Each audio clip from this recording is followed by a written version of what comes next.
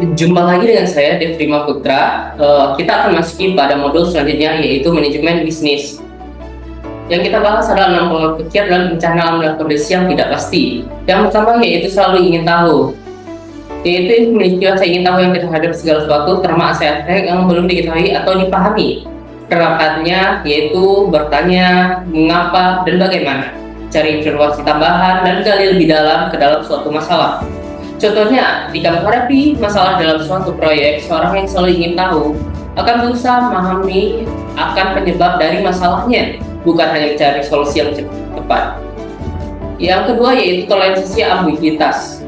Definisinya, mampu menerima ketidakpastian yang tidak dimiliki semua jawaban, menerima bahwa ada banyak cara untuk melihat suatu masalah. Penerapannya tidak takut akan ketidakpastian, terbuka terhadap berbagai perspektif, dan mengakui bahwa ada kemungkinan kesalahan. Contohnya, seorang pemimpin yang toleran terhadap aktivitas akan dorong timnya untuk mengeksplorasi berbagai solusi, meskipun tidak ada satupun yang tampak sempurna pada awalnya. Yang ketiga yaitu ambil pandangan dari sudut pandang yang mata capung, yaitu melihat satu masalah dari berbagai macam perspektif. Seperti lainnya seekor capung yang melihat dunia berbagai sudut. Mencoba memahami masalah dari sudut yang orang lain yang terlibat, menganalisis masalah dari berbagai level yaitu individu, tidak organisasi, dan mencapai pola yang lebih besar. Contohnya, seorang manajer mengambil pandangan dari sudut depan. Mata capung mencoba memahami bagaimana keputusan yang diambil akan berdampak kepada karyawan, pelanggan, dan perusahaan secara keseluruhan. Yang keempat yaitu kejar perilaku yang terjadi. Fokus pada apa yang terjadi, bukan hanya pada apa yang seharusnya terjadi. Perlu data dan bukti yang konkret. Beratnya melakukan observasi langsung, melakukan eksperimen, dan mengasah data yang ada. Contohnya, seorang ilmuwan mengejar perilaku dengan melakukan eksperimen dan menguji hipotesisnya, bukan hanya mengandalkan teorinya. Kita masuk kelima, yaitu memanfaatkan kecerdasan kolektif dari kerjasama orang banyak. Dan visinya itu melibatkan orang lain dalam proses pemecahan masalah, keahlian dan pengalaman mereka. Penerapannya membentuk tim yang beragam, melakukan brainstorming, dan mencari masukan dari berbagai sumber. Contohnya, sebuah perusahaan memanfaatkan kejelasan kognitif akan mengadakan sesi brainstorming dengan karyawan dari berbagai departemen untuk mencari solusi.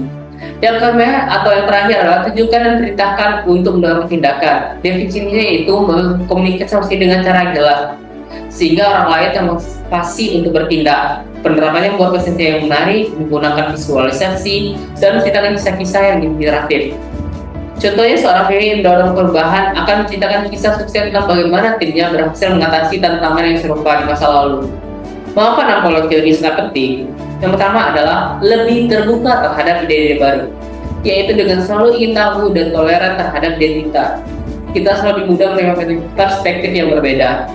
Yang kedua yaitu melihat masalah secara lebih dalam. Dengan melihat masalah dari berbagai sudut, kita akan dapat mengidentifikasi masalah dengan lebih baik, dan kita menemukan solusi yang lebih efektif.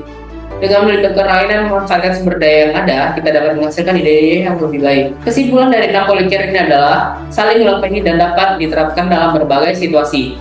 Dengan mengadaptasi pikiran, kita dapat menjadi pemecah masalah yang lebih efektif dan mampu menghadapi tantangan di masa depan dengan lebih baik. Selanjutnya kita akan bahas tentang decision making, yaitu suatu proses untuk memilih alternatif terbaik dari serangkaian alternatif keputusan untuk mencapai hasil yang diinginkan. Decision making matematik ada 3. Yang utama yaitu rational decision making, 2 motivationality, 3 intuitive decision making. Yang pertama yaitu rational decision making, yaitu pengambilan keputusan di mana pilihan bersifat logis serta memaksakan nilai dalam batasan yang spesifik.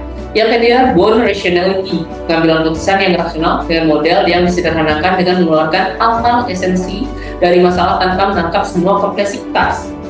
Hal ini terjadi memiliki yang terbatas dalam memformulasikan dan memecahkan masalah yang kompleks dengan rasionalitas umum.